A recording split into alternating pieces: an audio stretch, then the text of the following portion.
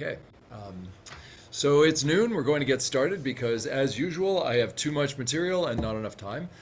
We are welcome. I got a few folks in the room here and a few folks online. So just to refresh everybody's memory, we are covering uh, Israeli popular music that and what it teaches us about the history of Israel. And I actually I have a very deep affection for pop music, for Israeli pop music, and especially rock and roll, but also for Mizrahi music. We'll encounter some of that today as well. Um, and music in Israel. So my teacher in Israel, my teacher of ethnomusicology, Professor Edwin Sarusi, who is a professor of Jewish music or ethnomusicology at the Hebrew University. He actually wrote a book about popular music in Israel that documents this quite well, and I draw on his work. But one of the things that he said in class, I remember, is that every decade in Israel, in terms of the development of pop music, was like a century. That, because of the way that the society was growing and developing and changing and so forth. And what we see emerging in the 1980s, and again, I think we see this to some extent in the 70s as well. But what happens in addition to, we will talk about the Lebanon War. We'll talk about the sudden popularity of Mizrahi music and how that sort of rose to greater Israeli consciousness in the 1980s. But also the development of rock and roll that really sounds like it's no longer just an imitation of the Beatles, which is much of what it was in the earlier years. They developed sort of really an Israeli sound, which of course sounds. I would say less Israeli and more international, more like pop music that's going on all over the world. It's just that it happens to be in Hebrew. And hopefully we'll get to that at the end. But where we're going to start in the beginning of the 1980s is a song that you probably know. It's one of the most famous songs, I would say, in the Israeli pop canon, written by the most famous Israeli composer, Naomi Shemer. In case I didn't mention it last time, it's worth noting that I probably did mention this, but I saw Naomi Shemer in concert in 1999 when I was working as a volunteer at Kvutzat Kinneret. I did mention it last time. It's just such a great story because I was that say it again? You showed her in an early Yes. concert. I showed her at a concert when she sang Lu Yihi. But the story is just so good because of course everybody in the kibbutz knew her because she had grown up there. The other volunteers, they didn't care because they were all they hadn't heard of her before. They were from Denmark and Sweden, and they didn't really know Israeli pop music. But I was thrilled. I thought I'd died and gone to heaven, and there I was hearing Naomi Shemer give a private concert for just the members of the kibbutz and me at I believe it was the 80th birthday of the kibbutz in 1999. Anyway, okay, let's anyway, the first song that we are going to play is, like I said, one that you all know well.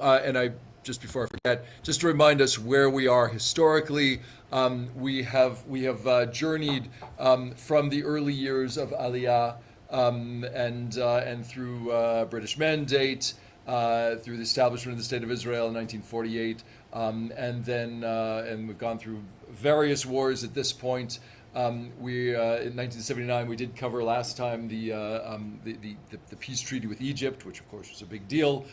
We will have some references to that coming up. More importantly, in 1982, Israel goes to war in Lebanon against the PLO forces that are embedded there. Some of us might actually remember that time. Most of that fighting took place in 1982, continued through 1985.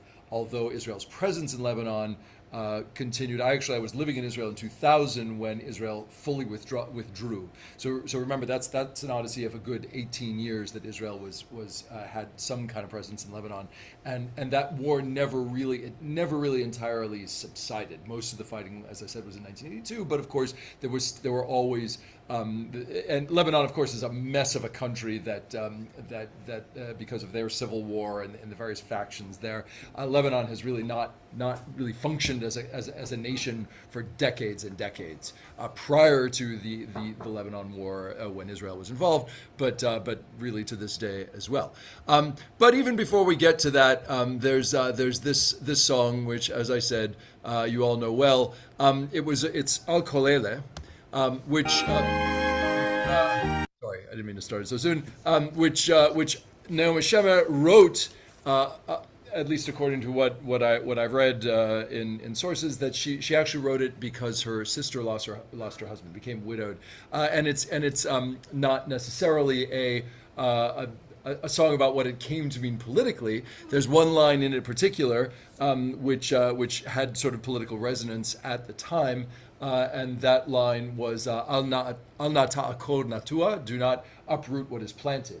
And in the wake of the peace agreement with Egypt in 1979, remember that Israel had to pull out of the Sinai Peninsula, and in the course of doing so, they had to uproot settlements that had been established there following the Six-Day War. And so the most famous one, of course, is Yamit. And you might remember in 1982 the evacuation of the Yamit settlement, which is really just over the border. You've heard a lot about Rafah lately. That's right over that's in Gaza. Yamit was just on the other side in what is today Egypt. But it was a big deal because those people really did not want to leave, and they had to be, in fact, bodily pulled out by soldiers in Sahel. So this song, which is released in 1980, becomes, because of that line in particular, becomes affiliated to some extent. That was not Shemer's intent. However, everything in Israel is political, so that was sort of unavoidable. Folks online, you can hear this, correct? על הדבש ועל העוקץ, על המר והמתוק, על ביתנו התינוקת שמור לי הטוב. על האש המבוערת, על המים הזכים, על האיש השב הביתה מן המרחקים.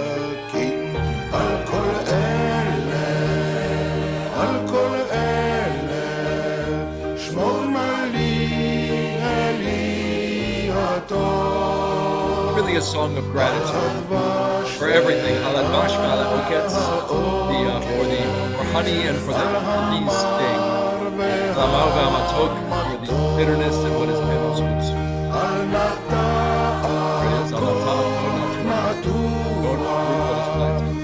תשכח את התקווה, don't forget. השיבני ואשובה אל הארץ הטובה. Sorry, I'm probably going to get choked up multiple times during this session, but Hashiveni ve'ashuva el haaretz hatova. If you hear Hashiveni ve'ashuva, what does that sound like? Anyone know the biblical reference, or at least the one from our? What does it sound like? Hashivenu Adonai elecha v'nashuva chadesh yamenu kekedem. That's actually the end of the book of Lamentations, the book of Echa, which we read on Tisha B'Av. She personalizes it here. Hashiveni, I shall return me, ve'ashuva, and I shall return. I shall be returned. But of course, the resonance that we've had throughout Jewish history is that when God returns us to Israel, we shall be fully returned. Right? There's a sense of redemption there, and so she's using that sort of biblical citation that we actually mention, we invoke every time we return the Sefer Torah to the Ark in any service. Let's listen to it a little more because it's just so good. שמור לי על זה הבית, על הגן, על החומה, מי יגון מפחד פתע וממלחמה. שמור על המעט שיש לי, על האור ועל הטף, על הפרי שלא הבשיל עוד ושנאסף. על כל אלה, על כל אלה, שמור לי אלי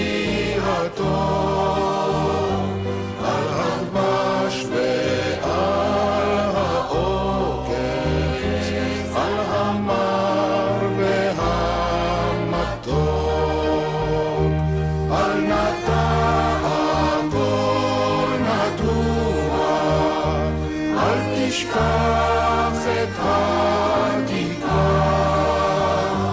השיבני ואשובה אל הארץ הטובה.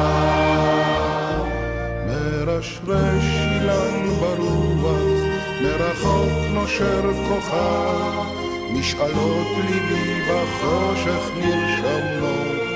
עכשיו אנא שמור לי על כל אלה ועל אהובי נפשי, על השקט, על הבכי ועל זה השיר.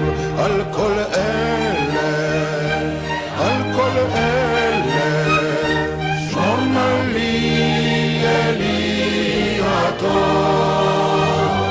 על הדבש ועל האורץ, על המר והמתוק, על נטע קור נטוע, אל תשכח את התקווה, אז שיבני ואשובה אל הארץ הטובה.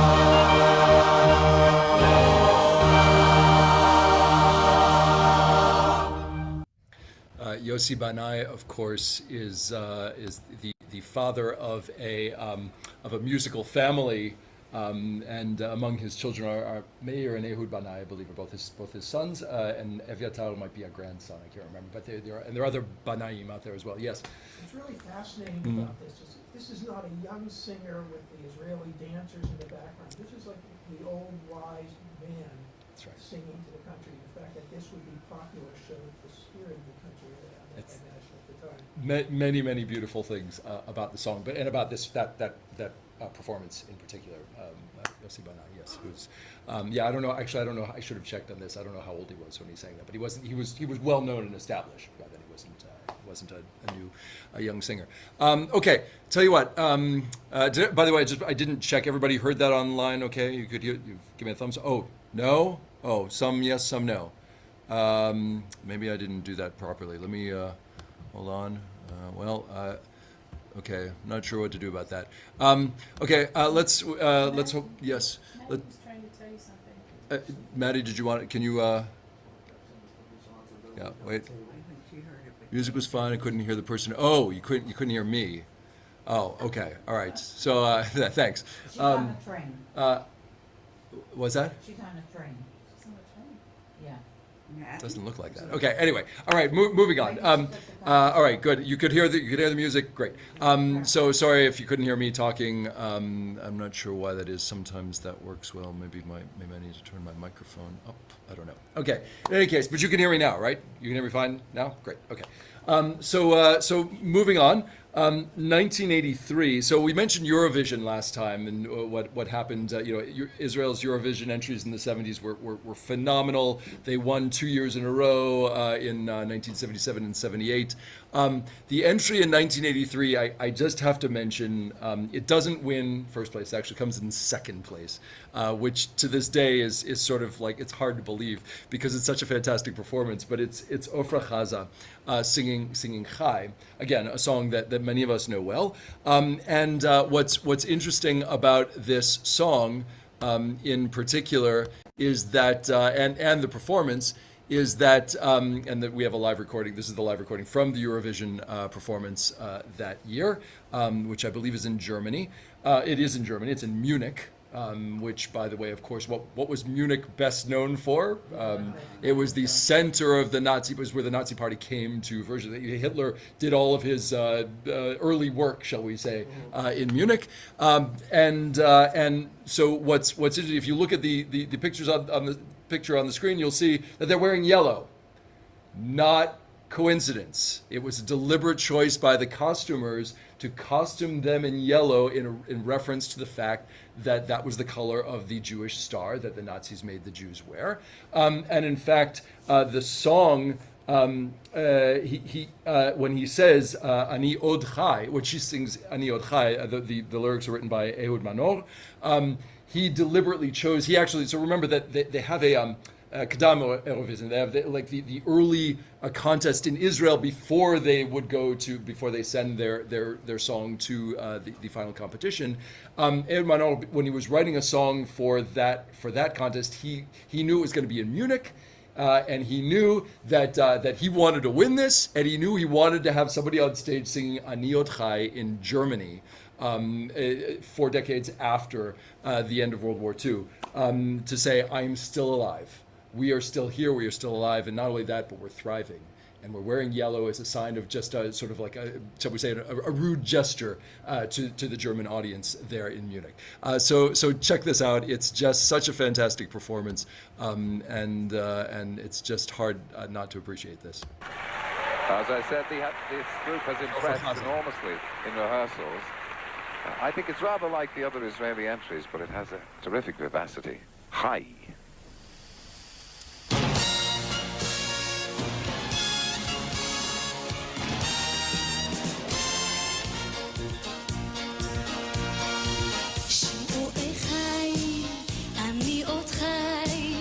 ושתי עיניי עוד נישאות לאור רבים חוכי אך גם פרחי ולפניי שנים רבות מספור אני שואל ומתפלל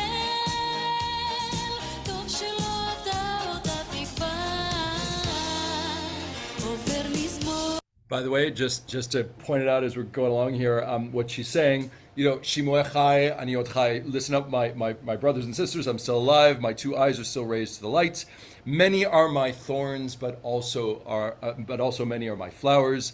And ahead of me are years too numerous to count. I ask and pray, and that hope is not lost. She references, of course, Hatikva. Okay, sorry, keep going.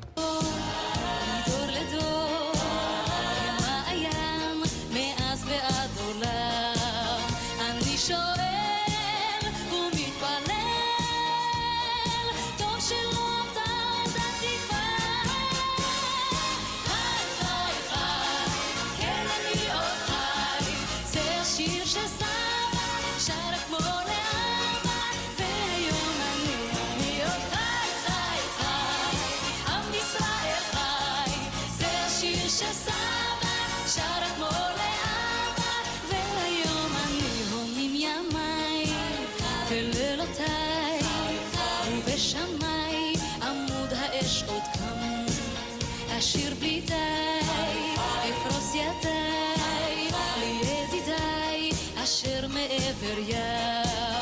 אני שואל ומתפלל, טוב שלא אותה תקווה. חי, חי, חי, כן אני עוד חי, זה השיר שסבא שר אתמול לאבא, והיום אני עוד חי. ישראל חי, זה השיר שסבא שר אתמול לאבא, והיום אני שמועי חי, אני עוד חי, ושתי עיניי עוד נישאות לאור, אז כל לחי, לכל אור חי, כל לבניי המבקשים לחזור, אני שואל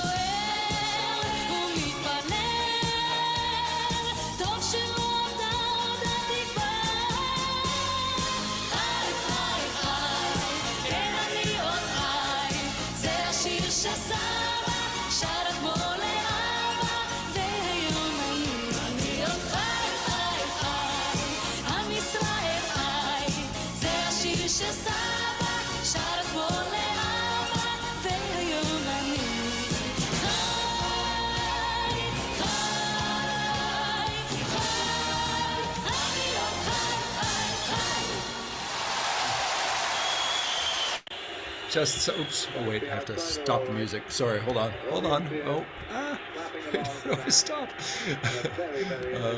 Okay, pause. Okay, so again, wonderful music. The guy who's conducting the orchestra, by the way, is Silviu Nancy Brandes, who is a famous arranger and conductor. we'll encounter him again later. But big, obviously festival arrangement, which is typical for Eurovision. Ofra Chaza is just she's such a wonderful performer. Like she fills the screen with this just gorgeous. Her voice, everything about it is a fantastic performance. She says, I will sing endlessly, spread out my hands to my friends across the sea. It could be that she's saying we want to make friends with you in Europe. It could also be that she's saying, oh, and by the way, all you Jews who are sitting there in diaspora, come join us in Israel. I think it could be read either way. By the way, but it's just such a wonderful song. And tremendously emotional. I might have mentioned that. Actually, I did mention this that when I talked about this song from in a service at Beth Shalom a few months back, that the Hazamir Festival concert, which happens this Sunday at Carnegie Hall, where my daughter is singing with the Pittsburgh chapter of Hazamir. They're actually singing Chai, again, a deliberate choice for this year. And when I heard, I was there for the rehearsals in January, and I was just crying every time. It's such a beautiful song. Okay, let's see. So we did talk a little bit about the war in Lebanon, again, primarily 1982. I'm gonna play a song from that actually from a movie about Lebanon called Shtei Etzbaot Mitzidon. Literally 2 fingers from Sidon, which is Sidon is one of the Sidon is one of these cities along the Lebanese coast, and it's a movie about the Lebanese War from 1986. So it's after Israel is primarily pulled out, but there was still at the time a very this was a difficult war for many reasons, and the title track to many sort of reflected the experience of Israeli soldiers there. So let's see. I'm going to share screen again. I have the clip from the that's actually from the movie. It's not the full song. But this is still interesting nonetheless. They're actually what's going on in the scene is that there's some Israeli group that's been brought into Lebanon to perform for soldiers. Sort of like the USO, right? The equivalent. And what happens is the band starts to play, and they suddenly experience this like electrical. There's like a short circuit, and all the electrical instrumentation, like everything blows up, and so the band can't play. So they're calling to this one guy to sing. And so he starts singing this song. So this is what's going on in the clip. רגע, תעזוב את הציוד, תעזוב אותו בצד. הציוד חשמלי, אין לי ליווי, אני לא... עזבי, הכל שלך, זה מה שעושה את העניין. יש לך זמרת...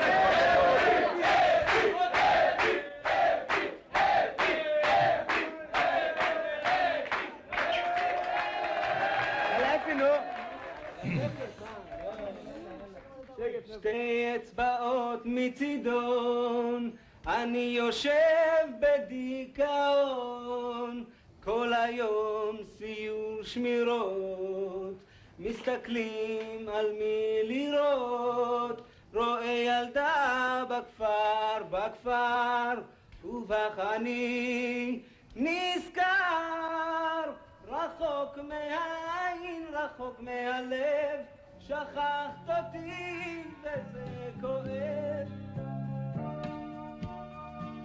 שתי אצבעות מצידון, תחצירי דבר ראשון, קצת בטוח, קצת נפחד, בסריחים מתאנצת,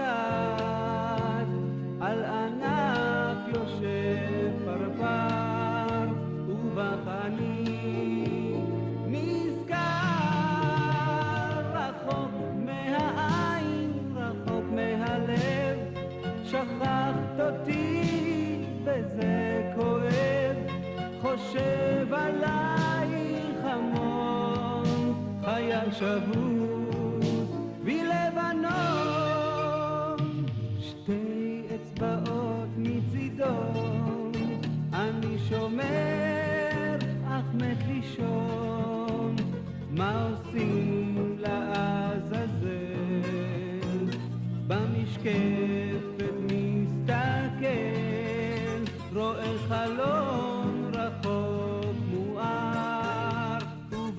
אני נזכר רחוק מהעין. Okay, so then it goes on from there. The song is, again, it's about here I am stuck in Lebanon, two fingers from Sidon. That's a military term. I don't know how much a finger is, but maybe it's like this distance on a map, probably something like that. But again, I haven't been in the army. But 2 fingers from Sidon. I sit depressed. All day tour of guard duties. One looks who to shoot at. I see a pretty girl in the village, and I'm reminded of you. Far from my eyes, far from my heart, you forgot me, and that hurts. I think of you a lot as a scorned soldier in Lebanon. There's actually the language in Hebrew is a little bit more charif, shall we say?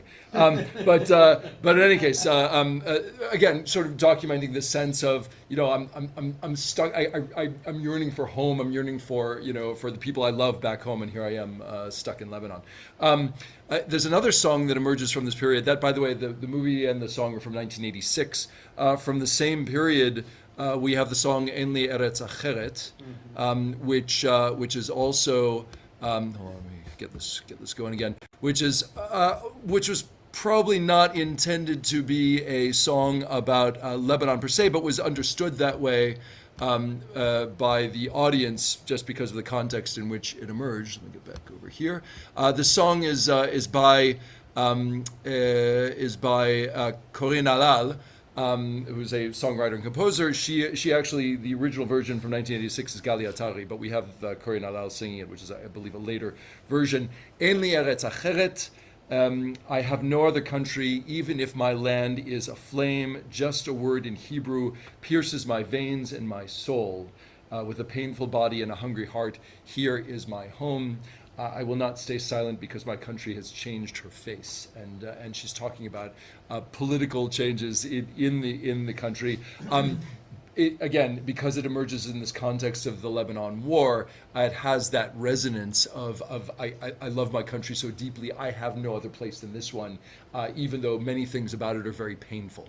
Right, and it has continued because of its powerful message. I think it has continued to be a protest song in the last couple of decades as well. So this is En Li Eretz Acheret. אין לי ארץ אחרת, גם אם אדמתי בוערת, רק מילה בעברית חודרת, אלוקיי אל נשמתי, בגוף כואב, בלב רעב, כאן הוא ביתי. לא אשתוק כי ארצי שינתה את פניה, לא אוותר להזכיר לה ואשיר כאן באוזניה עד שתפקח את עיניה. אין לי ארץ אחרת, גם אם אדמתי בוערת, רק מילה בעברית חודרת, אלוקיי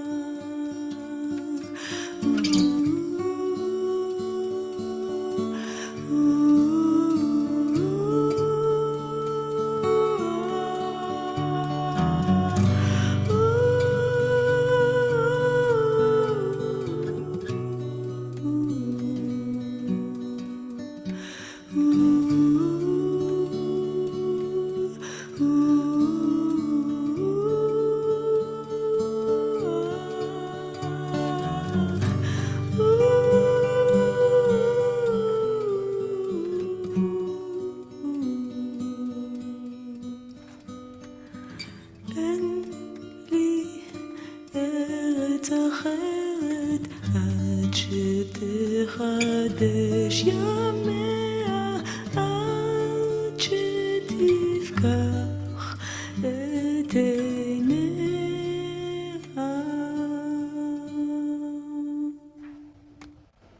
It's just such a beautiful song. I will not give up reminding her and sing in her ears until she opens up her eyes again. Such a powerful tribute to the nation, to the state of Israel, by the people that love her and also care about the character of the nation and what she stands for. Sorry, that's 1986. Again, that recording is not from 1986. It's not the original. It wasn't the first recorded version, but yes. Okay, we're gonna leave the Lebanon War behind for a bit, although of course that's still going on in the background.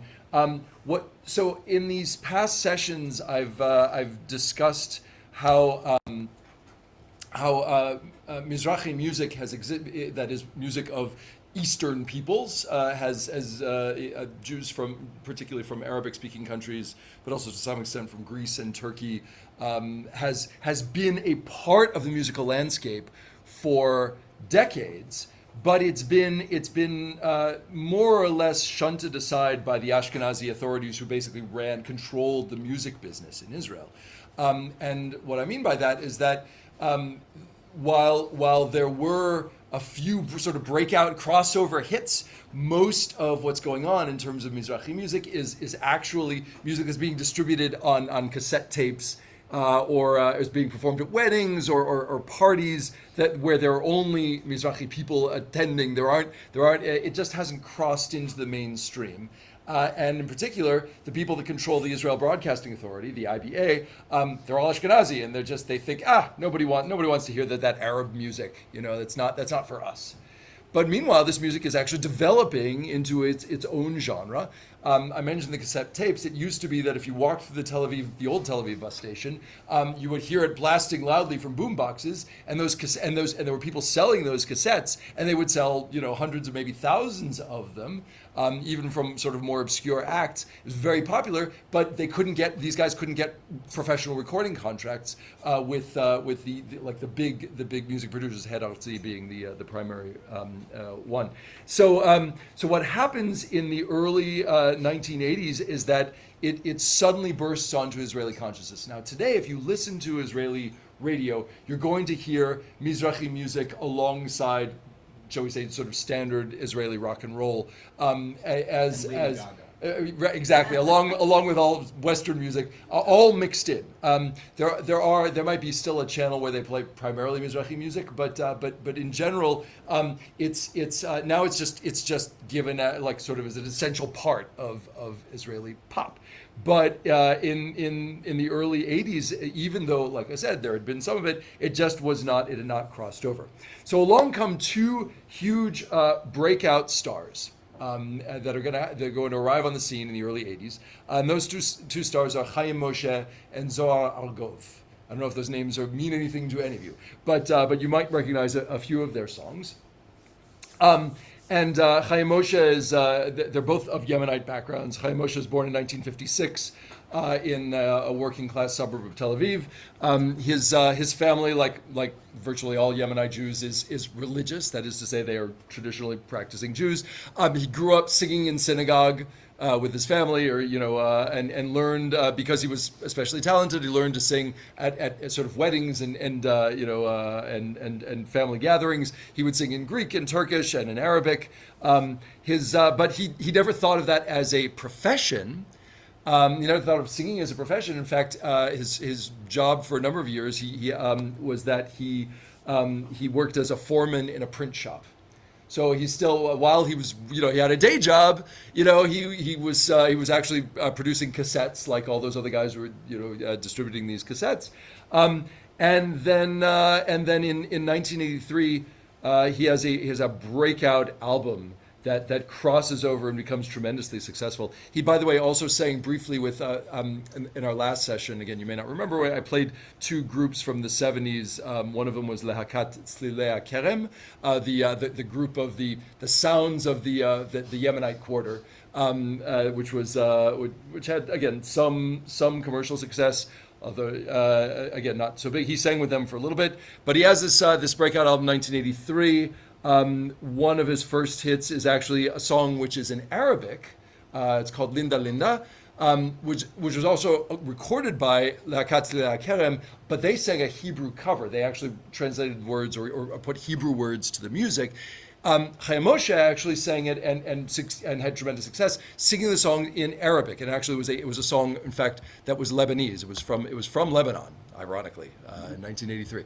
Okay, so wait. So here's Linda Linda. Let me get this queued up here. This is the very long.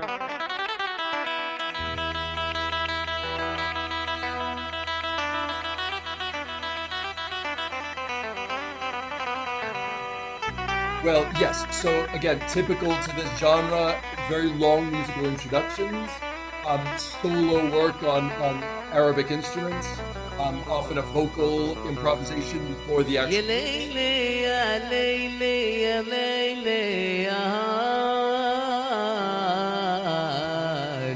That Yemenite style of singing is very distinct.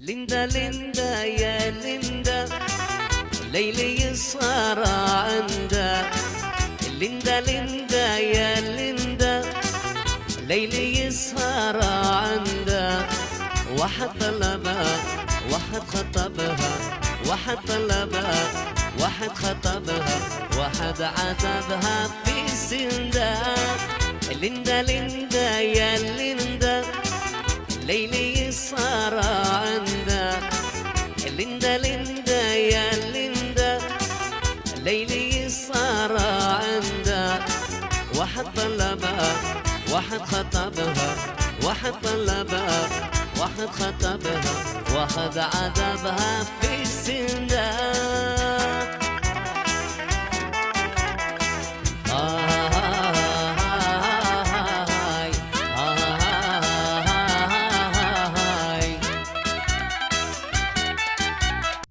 Okay, so some typical features of Mizrahi music there, of course. Again, like I said, you can hear sort of the dueling guitar and the vocal.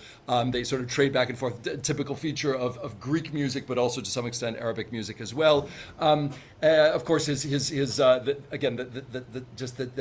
intonation, the kind of singing that he does, which is sort of unique to well, it's an Arabic style, but of course common in the Yemenite synagogue. Yeah.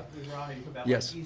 Yes, Mizrahi literally meaning Eastern. European. Sephardic is not exactly the right word. So for a lot of Ashkenazi Jews, we grew up thinking Sephardic is everything else other than Ashkenazi. That's not entirely accurate. Ashkenazi refers to, of course, Jews primarily from Central and Eastern Europe, but of course there are Sephardic Jews as well who were actually Sephardi, meaning from Spain, who lived in the Netherlands and in that community, but also Italy to some extent. Right. So this is specifically Jews primarily who came from the Arabic-speaking countries, places like Yemen, Morocco, Iraq, and so forth, and so that their music, including, by the way, their not only the intonation of the vocal, but also in some cases Arabic language or Arabic or the Mizrahi pronunciation of Hebrew, which is Arabic inflected. They have the ayin and the het, in the traditional way, and so you hear that. Also, I mentioned sort of the vocal solos that they do, and the silsulim, the little like that. That's a feature of that music. So all of that is sort of plays into this type of pop. What happens with Chaim Moshe is that it becomes phenomenally popular, such that he's actually performing now at concerts in Hayalkon Park in Tel Aviv, and he's on television shows, and that had never happened before. It's a big deal. What happens also to Chaim Moshe is that he undergoes a process which I think critics derided in Hebrew as ishtaknezut, that is to say, he became Ashkenazi. It was derisive. The people who say like he loses his roots because he wants to reach a more he wants to sort of reach a wider audience. He becomes successful. In America we'd call that a sellout, right? But he becomes more Ashkenazi, and so a little further along. So this is what year is? Sorry, that was from 1983. Linda Linda is 1983. Toda, which is another one of his huge hits, is from 1986. And you can see he's already, even though there are many of the features are still there, he's already changing. And if you listen to music even later, this song is actually a Greek song that Hebrew words have been written.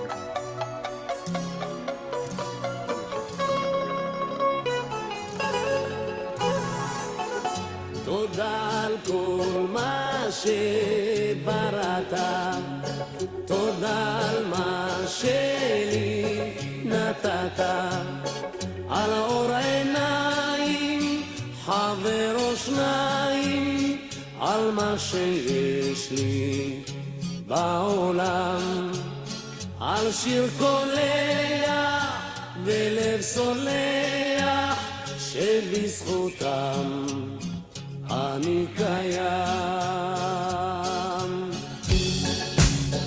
תודה על כל מה שבראת, תודה על מה שלי נתת, על צחוק של ילד ושמי התכלת, על אדמה ובית חם, הנה לשבת אישה אוהבת שבזכותם אני קיים. תודה על כל מה שבראת, תודה על מה שלי נתת, על יום של אושר, תמימות ויושר, על יום עצוב שנעלם, שורות 2000 וכפיים שבזכותם אני קיים. Okay, we're going to move on because there's still a few more things I want to cover before we finish up. Toda al kol ma shebarata, toda al ma sheli natata. Thank you for everything that you have created. I mean, it's obviously there's a theological statement in there. You meaning Kadosh Baruch Hu. Toda ma sheli natata. I'm grateful for everything that you have given me. He also talks about gratitude for all the people who have enabled us to survive these 2,000 years and so forth. So there's a little bit of, I think maybe a little bit of Zionism in there as well. So that's Chaim Moshe. The other huge star, Mizrahi star that emerges in this period is Zohar Argov. Actually, he only exists really in this period because he has a very tragic life and he dies in 1987. I'll come back to that. Zohar Argov comes to be known as Hamelech. He is the king. That is to say, you might call him the Elvis of Israel. I think that might be the intent. But he is also of Yemenite extraction, born in 1955 in a poor neighborhood of Rishon LeZion. He's one of 10 children, comes from this unstable home family that nothing's going well for him, very poor. Also sang in synagogue like Chaim Moshe. He goes to work at age 13 as a construction worker. I think in later years he also worked as a painter. But he was discovered by one of the members of Lehikatzli Lehaud, who had become a producer. That was again one of the other groups, the early groups from the 70s that I had played for you last time. They sang the song Chana Lahid Balbala, one of the first Mizrahi hits. But he has a big hit in 1980 with Eleanor. He appears on TV, and suddenly he's rocketed into stardom. And then he records in 1982 The song I'm going to play you, which is called Haperach Begani, is a huge hit. It wins the Israel Broadcasting Authority's Oriental Song Festival, the Festival Zemer Mizrachi. Sometimes they used the term Oriental, meaning of course Eastern, the way it is traditionally used. The arrangement of this song that you're about to hear is also the same guy who conducted the orchestra we saw when we saw Ofra Chaza performing Chai in Munich. It's Nancy Brandes. But here, I'm going to play the song and then I'll tell you, unfortunately, how the story ends, which is not so nice. But okay. A love song. The lyrics here are not deep.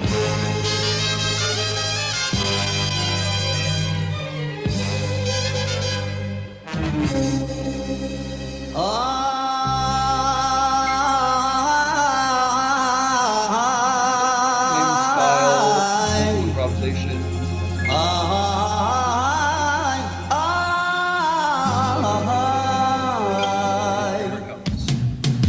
יום אביב בהיר וצח אותך אני זוכר וכבר מאז היטב ידעתי שלא אוותר כי לי היית בבת אני בכל יום וכל ליל היית לי כמלאך האל מתוך הערפל רציתי לבקש ידך רציתי לך לומר סוד אהבה שבלבבי שמור מכל משמע רציתי לך לומר כי אהבתי ונגמר אך לא העזתי גם כשהיה כבר מאוחר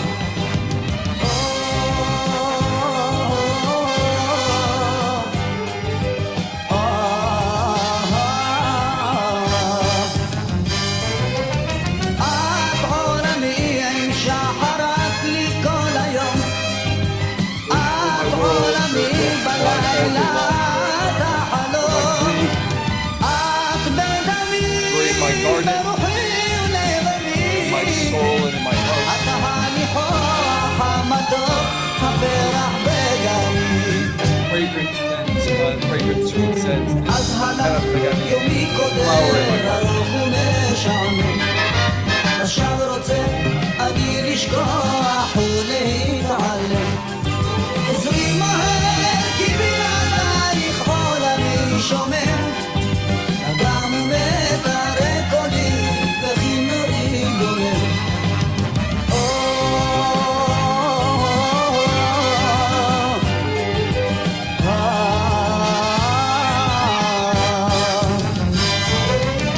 את עולמי עם שחרת לי כל היום את עולמי בלילה את החלום את בדמי ברוחי ולבבי את הניחוח המתוק הפרח בגני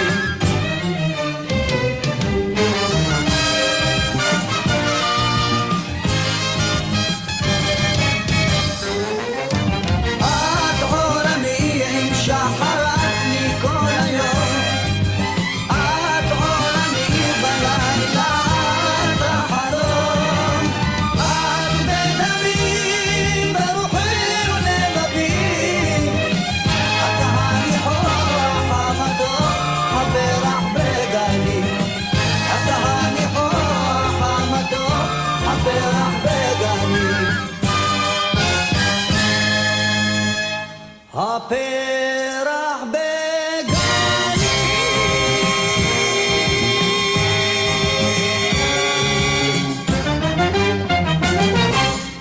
All right, it's just a great song. Hugely popular. Again, he's rockets to fame. Unfortunately, what doesn't work out so well for him is he can't handle the fame. He gets involved with drugs and sort of bad people. He's in and out of jail a bunch of times throughout the 80s. Eventually, he's arrested for drug possession in 1987, and he actually commits suicide in jail. It's a tremendously sad story. There's actually he remained so popular in Israel to this day people still make pilgrimages to his grave. which apparently is. I haven't been there. It's shaped like a guitar. They celebrate his yahrzeit with Hilula. It's a traditional thing that is reserved for great rabbis. Hilula. Zohar Agov gets one as well. There were 2 movies made about him in the 90s, I believe. Again, just really a tragic figure. Yeah, question? In a weird situation like that, Yes. do royalties go to the family? I can't. I have no idea. I would assume. I don't know. That's a legal question. I am not just a rabbi. Okay. Great song. I tell you what. We're one more thing I want to hit, or 2 more things I want to hit. I think before we go. So you might remember all the way back to the 1940s, one of our early sessions where we talked about Shoshana Damari.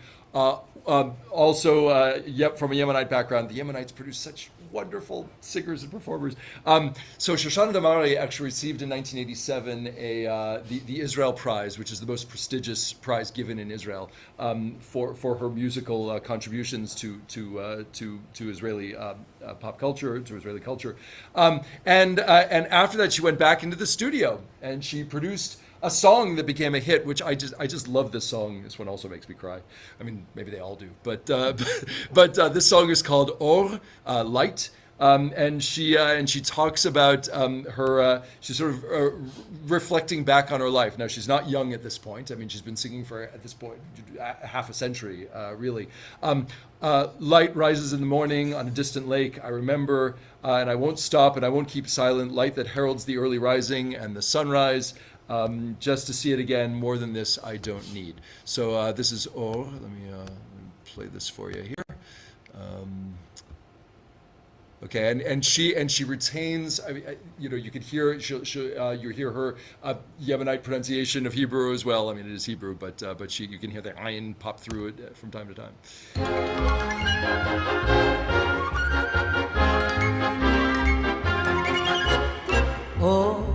עולה בבוקר על אגם רחוק זוכרת, כן, אני זוכרת ולא אחדל ולא אשתוק. אור שמבשר את ההשכמה והזריחה, זוכרת רק לראות עוד פעם, יותר מזה איני צריכה.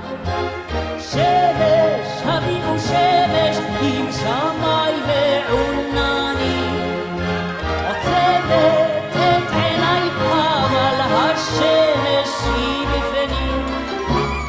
אור בצהריים על האדמה, זוכרת על חלקת המים ועל שתים ועל כמה. אור יורד בערב על שדות חיי, זוכרת אור, אני זוכרת, זה אור יומי, זה אור ימי. שמש, הביאו שמש עם שמי מעונני, עוצמת את עיניי אבל השמש היא בפנים. אור יורד בערב שמש אור, בצהריים שמש אור, עולה בבוקר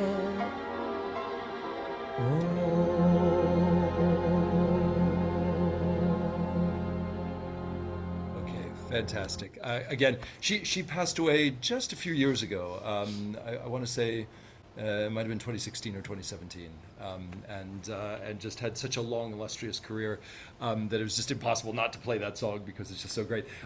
One more thing I want to make note of. Again, I mentioned earlier that this is a period in which, again, the sort of the regular run-of-the-mill rock and roll that's happening in Israel now, again, sounds a lot like. I mean, it doesn't to my ear, have some of the sort of unique Israeli character that you hear in some of the earlier decades. But it also points to sort of the flourishing of the Israeli, of its, creation of its own, industry, that it was not just based on, imitation or just the Lakat Tzvayot, the army bands, but you have artists that are coming from different directions now, and they're producing, creative work. It is sung in Hebrew, in the language of Israel, and it very much belongs to the Jewish people, if not just to the Israelis. Yes, question? If there's an influence between the radio and television of what comes on over here that goes over there. Yeah, of course. There's music crosses boundaries very easily, and of course that's been throughout history. So I want to play you just one song by Chaverim Shel Natasha. This is one of the early Israeli rock groups. The prime mover in the group is a fellow named Arkady Dukhin, who was actually born in Russia, immigrates to Israel, but he becomes a very, very successful performer. This is At Lo by Chaverim Shel Natasha.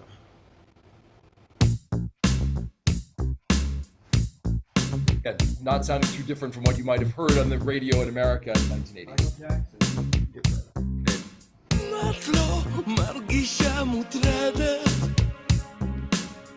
אין לך נחיתות בגוף, קרות פנייך, רוצה לעשות קצת סדר בחדר, אין לך שום תחושה פתאום רק על שפתייך, חיוך הפך למשהו אחר ויותר זמן הכל חלל מת, כשאת אומרת לי שלא תבואי אני נשחק ומתמוטט ללא ספק.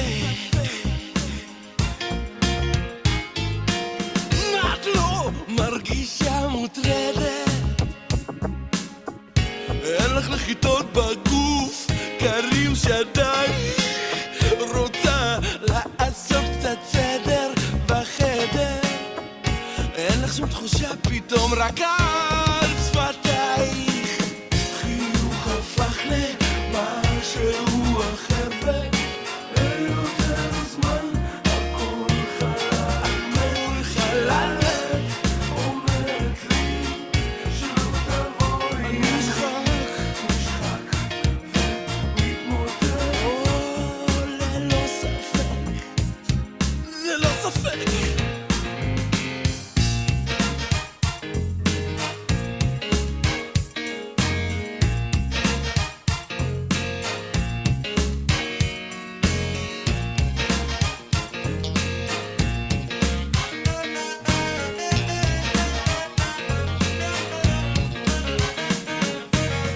חיוך הופך למשהו אחר ואל יותר זמן הכל חלל מת, כשאת אומרת לי שלא תבואי פשוט נשחק מתמוטט, ללא ספק, ללא ספק.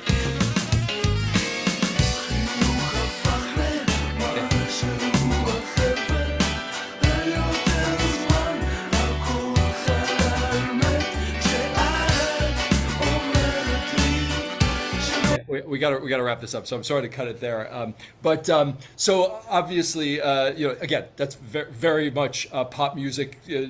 From what we've heard in recent decades, of course, here as well. What Dr. Edwin Sarusi says about Chaverim Shel Natasha is that they were considered one of the best acts to emerge in this period. Quote, the band's sophisticated melodic structure, careful arrangements, and witty lyrics endeared Arkady Dukhin to critics and commentators in the field, and his music was soon canonized as an artistic achievement of Israeli rock and popular music in general. So I mean, this is stuff that could have been, again, if it weren't in Hebrew, it would be marketable overseas.